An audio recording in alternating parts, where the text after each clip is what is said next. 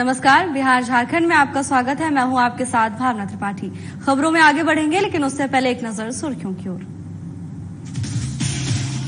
बिहार में गर्मी के कारण बेहोश हो रहे स्कूल के छात्र नेता प्रतिपक्ष तेजस्वी यादव ने उठाए सवाल। कहा, बिहार में लोकतंत्र खत्म और चरम पर है अफसरशाही। राहुल गांधी ने पीएम नरेंद्र मोदी पर दिया बयान। पटना में राहुल के बयान पर एलजेपी सुप्रीमो चिराग पासवान ने दी प्रतिक्रिया। कहा, पीएम मोदी सही मायने में गरीबों के नेता। पटना एयरपोर्ट पर बीजेपी सांसद संजय जायसवाल ने दिया बयान। पीएम नरेंद्र मोदी को बताया गरीबों का मसीहा। तेजस्वी यादव के बयान पर भी किया पलटवार। 18वीं लोकसभा को लेकर चुनावी जंग जारी। आखिरी चरण को लेकर पार्टियों का प्रचार प्रसार तेज। तपती गर्मी के बीच नेता कर रहे वोट की अपील। बिहार के मुंगेर समेत कई जिलों में पड़ रही भीषण गर्मी। कई स्कूलों में 17 बच्चे हुए बेहोश। स्कूल में अफरा तफरी का माहौल।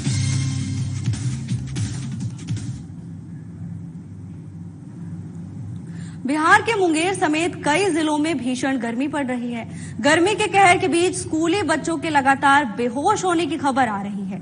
आपको बता दें कि मुंगेर में भीषण गर्मी के कारण विभिन्न विद्यालयों में 17 स्कूली बच्चे बेहोश हो गए, जिसके कारण स्कूलों में अफरा तफरी का माहौल बन गया। स्कूल के शिक्षक पढ़ाना छोड़कर बेहोश बच्चों को होश में लाने में लग गए। वहीं प्राथमिक विद्यालय हरिजन टोला कमरगामा की प्रधान अध्यापिका भी भीषण गर्मी के कारण बेहोश हो गई। कक्षा 8 और 7 का कंबाइंड क्लास चल रहा था। कुछ बच्चों ने शिकायत किया कि इसे उल्टी की तरह मन कर रहा है और चलता रहा है, इसलिए उनको कक्षा से बाहर निकाला गया और यहाँ ऑफिस में लाके बैठाया गया। किसी प्रकार का मेडिकल वगैरह या कुछ यहाँ पर कोई मेडिकल सुविधा है नहीं उपलब्ध, तो हम लोगों ने उसे कक्षा में ऑफिस में बैठाया और उनके पानी वानी दिया गया और उसके बाद फिर कुछ देर बाद उनके पेरेंट्स को बुलाकर घर भेजा गया। घोसवरी प्रखंड के कुर्मीचक मध्य विद्यालय में बुधवार को अचानक 6 बच्चे बेहोश हो गए। एक साथ 6 बच्चों के बेहोश होते ही स्कूल परिसर में हड़कंप मच गया। आनन फानन में गंभीर रूप से बीमार 10 वर्षीय मुस्कान कुमारी को पास के एक निजी क्लिनिक में भर्ती कराया गया। शेष बच्चों का स्कूल में इलाज कराकर घर भेज दिया गया। बताया गया कि भीषण गर्मी के कारण यह हादसा हुआ है।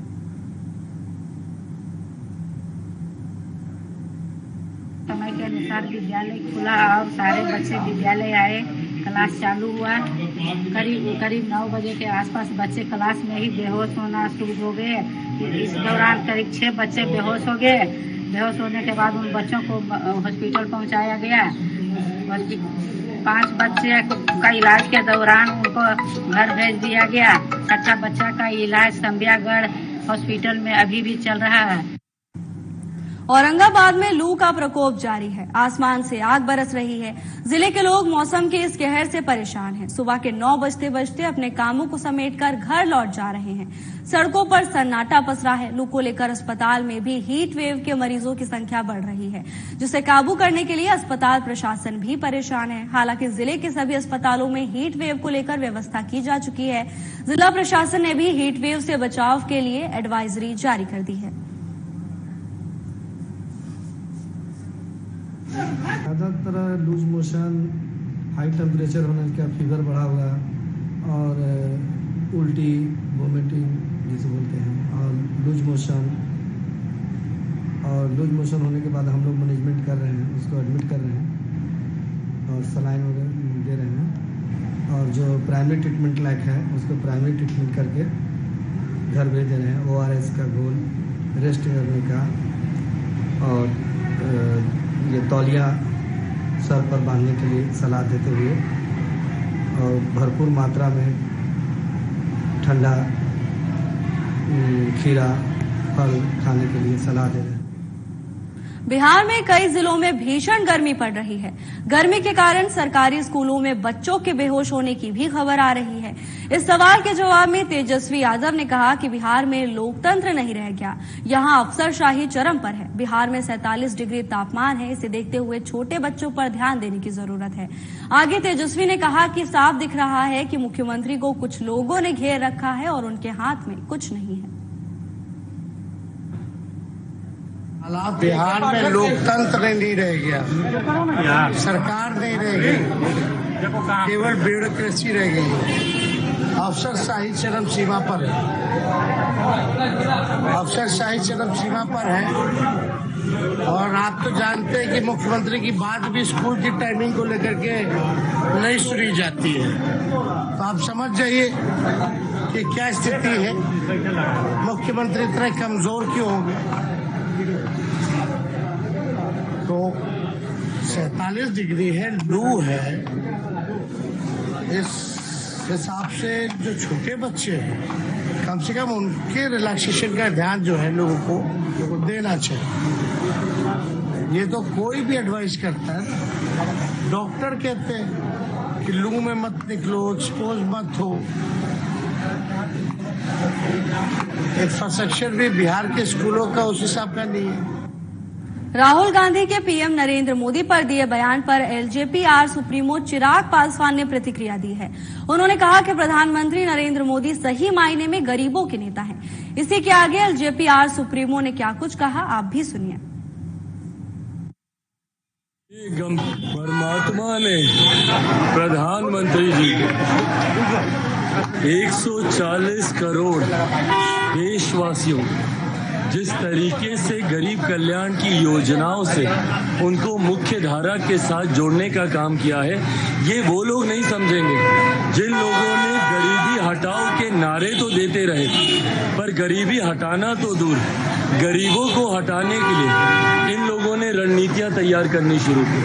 आज मेरे प्रधानमंत्री का साथ क्यों गांव में बैठी वो महिला नहीं देगी जिसके लिए उन्होंने शौचालय बनवाया, क्यों वो महिला नहीं देगी जिनके लिए उज्ज्वला के माध्यम से इन्होंने गैस कनेक्शन देने का काम किया।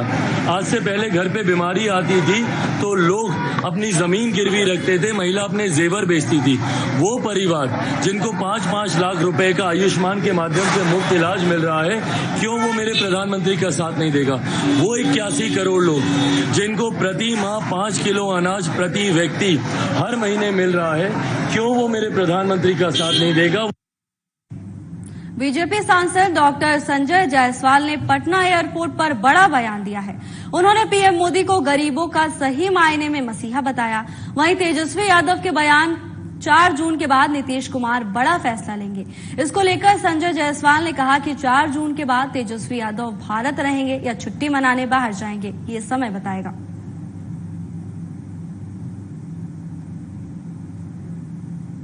मोदी गरीबों के सही मायने में मसीहा हैं और जो ईश्वर का अपमान करते हैं, जो सनातन संस्कृति का अपमान करते हैं, वो लोग इस तरह का बकवास वक्तव्य दे सकते हैं। हर गरीब के घर में खुशियां पहुंचाने का काम माननीय प्रधानमंत्री जी करते हैं और हर गरीब का घर आज मोदी जी को अपने परिवार का हिस्सा मानता है। चरण वंदना की आदत चूंकि ममता बनर्जी को है और इसलिए वो इस तरह का बकवास वक्तव्य देती है। तेजस्वी यादव उन्होंने कहा है कि 4 जून के बाद है वो चाहता है नीतीश कुमार को कह रहे हैं कि फैसला फिर से ले सकते हैं। 4 जून के बाद तेजस्वी जी भारत रहेंगे कि छुट्टी मनाने सिंगापुर जाएंगे कि इटली जाएंगे, तेजस्वी जी अपनी चिंता करें। लेकिन जो स्थिति है उसके बाद उनको सचमुच में अस्पताल की जरूरत पड़ेगी 4 जून का। वक्त हो चला एक छोटे से ब्रेक का, जल्द हाजिर होंगे ब्रेक के बाद।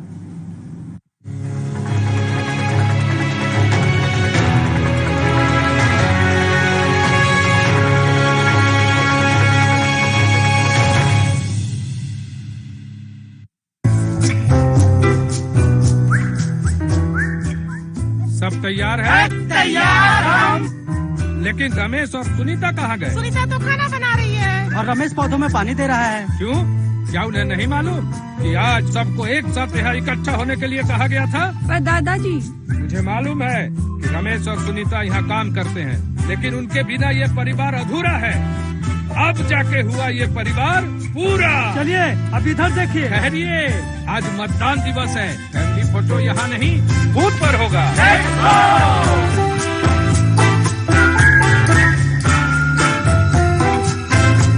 सर मैंने भी वोट दिया है। तो फिर आप भी आके शामिल हो जाइए हमारे फैमिली में, क्योंकि इस बार हम लोगों ने किया है सब परिवार फैमिली वोटिंग।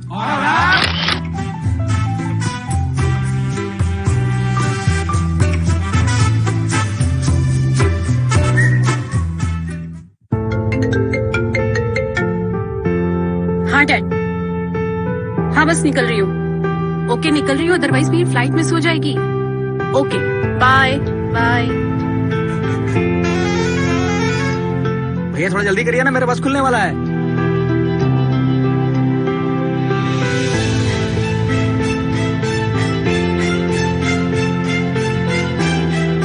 आइए चाचा, आइए बैठिए। लगता है बहुत जरूरी काम है। हाँ बेटा, काम तो वाकई जरूरी है, बस समय से पहुंच जाए। चिंता मत करिए चाचा, इस बार अपने झारखंड में दिन भर मतदान, सुबह 7 से 5 बजे शाम। हम सब भी वहीं जा रहे हैं। अच्छा, चाहे कहीं भी करते हो काम, शहर या 7 समंदर पार, आ जाओ करने वोट, यही है लोकतंत्र की पुकार।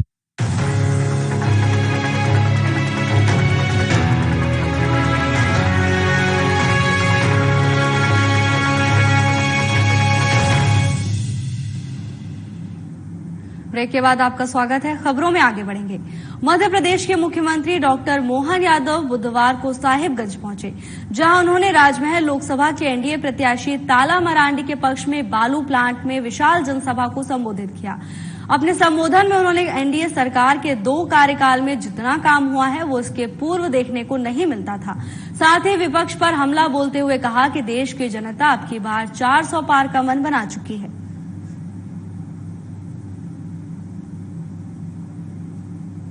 60 साल से ज्यादा कांग्रेस की सरकारें रही है। बीच में अटल बिहारी वाजपेयी का थोड़ा सा समय छोड़ दो, जिन्होंने अपने सरकार के माध्यम से गांव जोड़ने की प्रधानमंत्री सड़क का अनुपम देन दी थी। इस कार्यकाल के अंदर जो हमने अपने पार्टी की स्थापना के समय से कहा था, जो प्रधानमंत्री आज धूमधाम से बोलते हैं, ना खाऊंगा और ना खाने, जोर से बोलिए, ना खाऊंगा ना खाने दूंगा, ये घोषवाक्य किसका है? यशस्वी प्रधानमंत्री का। और जिनने अपने जीवन काल में जो बोला है, इसीलिए कहते हैं जो मोदी है तो। गर्मी की तपिश के बीच लोकसभा चुनाव की जंग भी जारी है। लोकतंत्र के महापर्व का 7वां और अंतिम चरण का चुनाव 1 जून को होना है। ऐसे में सभी राजनीतिक पार्टियां अपने अपने स्तर पर प्रचार प्रसार कर रही हैं। इसी बीच झारखंड प्रदेश के संथाल परगना में 3 लोकसभा संसदीय क्षेत्र में चुनाव होगा, जिसको लेकर राजनीतिक पार्टियां तपती धूप में जनसभा को संबोधित कर रही हैं। इसी पर देखिए हमारी ये खास रिपोर्ट।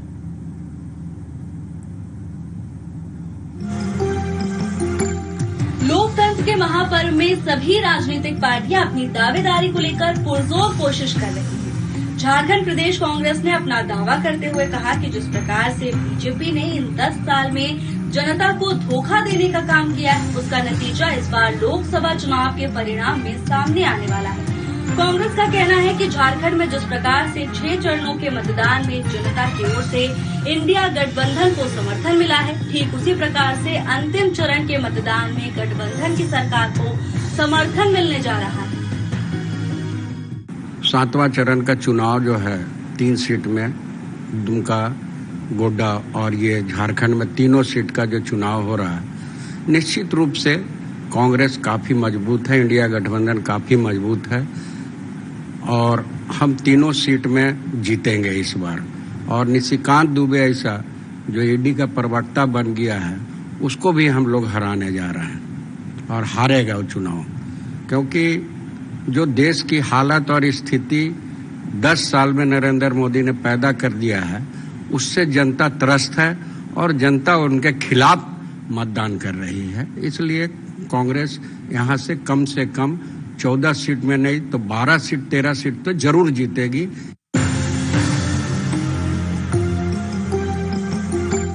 वहीं मोदी सरकार को तीसरी बार गद्दी में बैठाने वाली पार्टी बीजेपी भी दावा करती नजर आ रही है।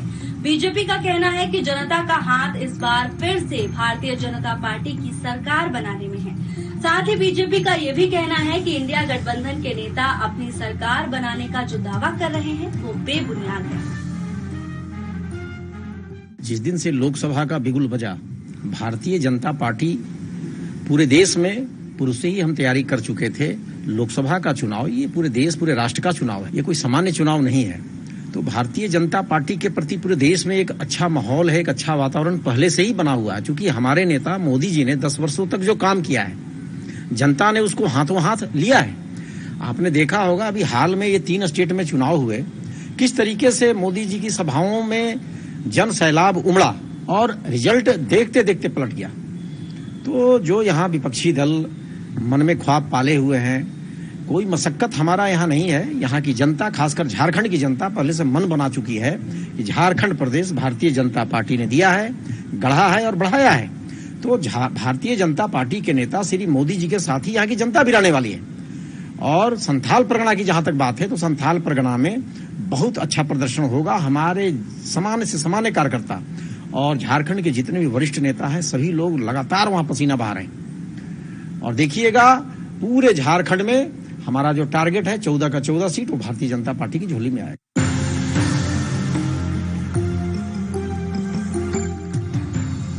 चुनाव के पर्व में सभी राजनीतिक पार्टियों की ओर से गलियारों में अपनी अपनी दावेदारी करना लाजमी है, लेकिन जनता ही जनार्दन होती है और जनता अपना समर्थन सोच समझ कर करती है। अब आने वाला समय चुनाव परिणाम का इंतजार रहेगा कि आखिर किसके सिर पर ताज सजेगा। साधना प्लस न्यूज के लिए सहयोगी सूर्यान के साथ आशीष प्रसाद की रिपोर्ट। छोटे से ब्रेक के लिए रुकेंगे, जल्द हाजिर होंगे ब्रेक के बाद।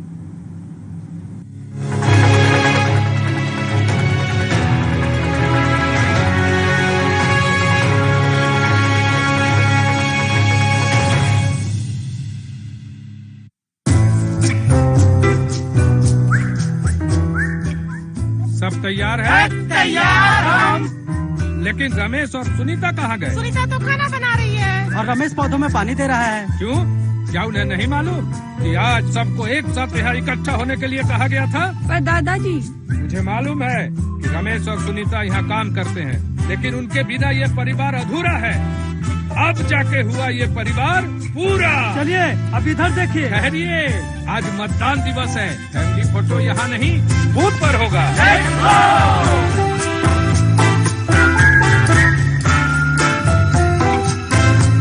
सर मैंने भी वोट दिया है। तो फिर आप भी आके शामिल हो जाइए हमारे फैमिली में, क्योंकि इस बार हम लोगों ने किया है सब परिवार फैमिली वोटिंग। और आप?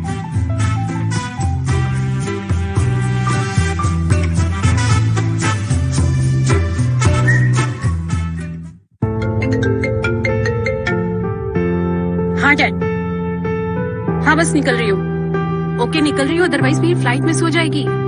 Okay bye bye. भैया थोड़ा जल्दी करिए ना, मेरा बस खुलने वाला है।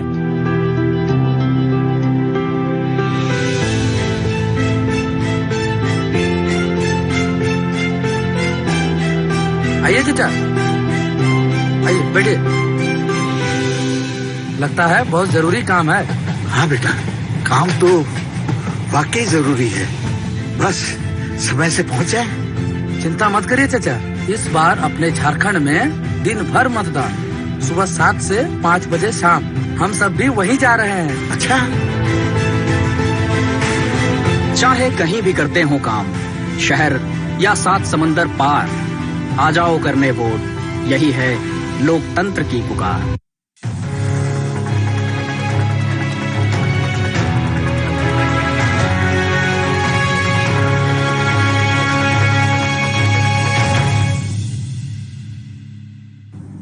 ब्रेक के बाद आपका स्वागत है। खबरों में आगे बढ़ेंगे। बीजेपी ने कांग्रेस विधायक पर आचार संहिता उल्लंघन का आरोप लगाया है। आपको बता दें कि जामताड़ा विधायक इरफान अंसारी पर बीजेपी ने आचार संहिता उल्लंघन का आरोप लगाया है।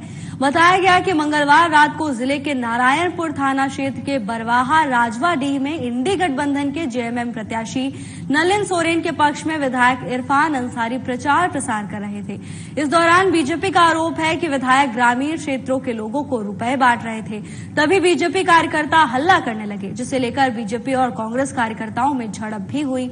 वहीं जब इस घटना को लेकर विधायक से बात की गई तो उन्होंने कुछ भी बोलने से इनकार कर दिया।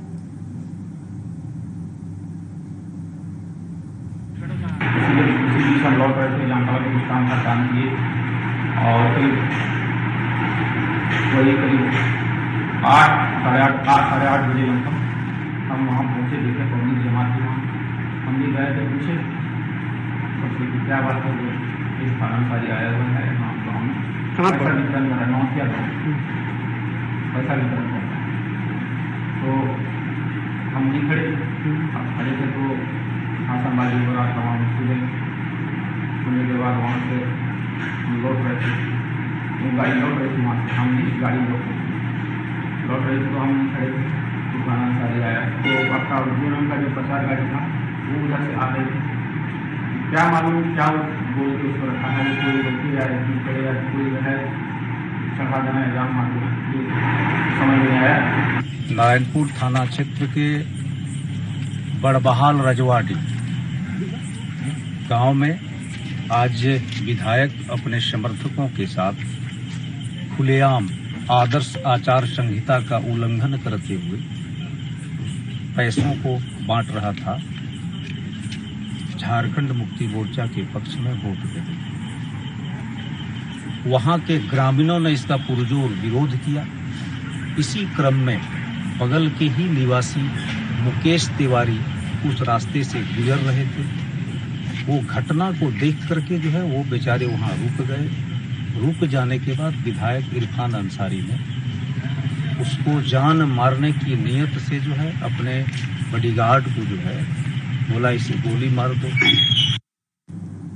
मैकलुस्कीगंज थाना क्षेत्र में बीती देर रात अज्ञात अपराधियों ने बीएसएनएल के काम में लगी एक कंटेनर गाड़ी में आग लगा दी। इस घटना में कंटेनर में सो रहा एक मजदूर जिंदा जल गया। वहीं घटना की जानकारी मिलने के बाद ग्रामीण एसपी सुमित कुमार अग्रवाल, खलारी डीएसपी सहित खलारी और मैकलुस्कीगंज थाने की पुलिस मौके पर पहुंची और मामले की जांच शुरू कर दी है। घटना के संबंध में बताया गया कि दुल्ली गांव के पास कंटेनर गाड़ी खड़ी थी। अचानक देर रात कई अज्ञात हथियारबंद अपराधी मौके पर पहुंचे और हवाई फायरिंग की। फायरिंग होता देख कंटेनर के पास में मौजूद 7 मजदूर भाग निकले, जबकि एक मजदूर कंटेनर में ही जाकर छिप गया। हवाई फायरिंग करने के बाद अपराधियों ने गाड़ी को आग के हवाले कर दिया, जिसके कारण कंटेनर में छुपा मजदूर जिंदा जल गया। मृतक मजदूर की पहचान 25 वर्षीय संजय भूया के रूप में की गई है। जावा से मैकलुस्कीगंज जाने वाले रास्ते में दुल्ली एक गाँव पड़ता है। कल रात में घटना सामने आई थी कि यहाँ एक SIPL कंपनी के द्वारा ड्रिलिंग का काम किया जा रहा था। तो ड्रिलिंग का काम इनका है जो स्पॉट यहाँ है, यहाँ से 3 किलोमीटर दूर है, लेकिन उनके जो वर्कर हैं एक कंटेनर को लेकर यहाँ रात में थे। उसी बीच 4 अज्ञात अपराधी आए और उन्हीं के द्वारा यहाँ कंटेनर में रात्रि में कुछ असामाजिक तत्व आए और उन अपराधियों ने जो है 1-2 गोली चलाई और उसके बाद डर से सभी मजदूर ड्राइवर लोग भाग गए थे। एक मजदूर संभवतः छुपने के लिए ट्रक के अंदर ही रह गया था और अपराधियों ने इसमें आग लगा दिया और जिसमें दुखद रूप से उस मजदूर की भी मृत्यु हो गई है। ये बड़ा ही जघन्य हत्याकांड है। हम लोग जो छानबीन कर रहे हैं, जो अभी तक पता चल रहा है, ये प्रथम दृष्टया आपराधिक वारदात लग रहा है। झारखंड में एक बार फिर से कानून व्यवस्था पर सवाल खड़ा किया जा रहा है। बीते दिन झारखंड की राजधानी रांची में बार के डीजे संचालक को निडरता के साथ गोली मारी गई और बीती रात रांची के मैकलुस्कीगंज क्षेत्र में नक्सली ने जमकर उत्पात मचाया। नक्सलियों ने कंटेनर की गाड़ी समेत एक जिंदा व्यक्ति को आग के हवाले कर दिया, जिसके बाद शहर में सनसनी फैल गई है। इसको लेकर बीजेपी ने झारखंड सरकार पर आरोप लगाते हुए कहा कि जब से झारखंड में गठबंधन की सरकार बनी है उस समय से कानून व्यवस्था ध्वस्त हो गई है। वहीं इस पर कांग्रेस ने कहा कि जो भी घटना सामने आई है उस पर पुलिस से लेकर सरकार तक सजग है। झारखंड में पुलिस प्रशासन तत्परता के साथ कार्य कर रही है। बीजेपी की सरकार में तो इससे ज्यादा कई घटनाओं को अंजाम दिया जा रहा था। देखिए, झारखंड प्रदेश की लॉ एंड ऑर्डर का जहां तक विषय है, जिस दिन से हेमंत सोरेन जी की सरकार कांग्रेस के कुप्रभाव से बनी थी उस दिन से लगातार उसका ग्राफ गिरता चला जा रहा था। अभी जैसे मैकलुस्कीगंज की घटना का आपने जिक्र किया, उसके पहले अभी तुरंत कल ही वहां रात्रि में परसों दिन जो बियर बार में जो घटना हुई, तो इन घटनाओं से ये संकेत मिल रहा है कि ये जो चंपई सोरेन जी की भी सरकार है, ये बड़ी लचर सरकार है और ये सरकार भी लॉ एंड ऑर्डर के मामले में बिल्कुल जीरो है। आज देखिए कि 14,000 से ज्यादा यहाँ महिलाओं के साथ दुष्कर्म हो जाए जिस राज्य में, उस राज्य के बारे में अन्य जगह व्यू क्या बन रहा होगा। हत्याएं, लौ जिहाद के नाम पर लड़कियों को टुकड़े टुकड़े कर देना, पशु तस्करों के द्वारा महिला दरोगा पर गाड़ी चढ़ा देना, मार देना, ऐसी घटनाएं तो आम है झारखंड के लिए। और यहाँ का ये असंवेदनशील सरकार जिसके कान में जू तक नहीं रेंगता है, जिन पर कठोर से कठोर कार्रवाई होनी चाहिए, बहुत हल्के फिल्के चुनाव और वोट बैंक को दृष्टिगत रखते हुए सरकार काम कर रही है। देखिए, विपक्ष पहले भी सरकार चला चुकी है और उसके सरकार में भी बहुत सारे मतलब अव्यवस्था फैला है, हत्या, मर्डर, बलात्कार बहुत हुए हैं, लेकिन प्रशासन का काम जो है प्रशासन करते रह रही है। अभी आपने जो देखा होगा कि जो हत्या हुई है उसमें प्रशासन 24 घंटा के अंदर उसको गिरफ्तार कर लिया, तो प्रशासन तो एक्टिव है।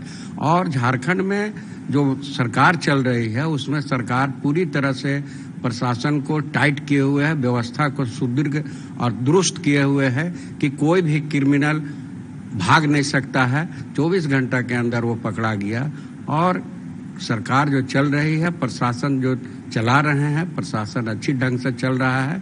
विपक्ष का काम है कहना, विपक्ष आरोप लगाते रहेंगे। विपक्ष को अपने ऊपर भी झांकना चाहिए था कि मैं 5 साल जो सरकार चलाया उसमें कितना हत्याएं हुए, कितना बलात्कार हुए, उसको भी देखना चाहिए। फिलहाल के लिए बस इतना ही। जल्द हाजिर होंगे नई अपडेट्स के साथ। नमस्कार।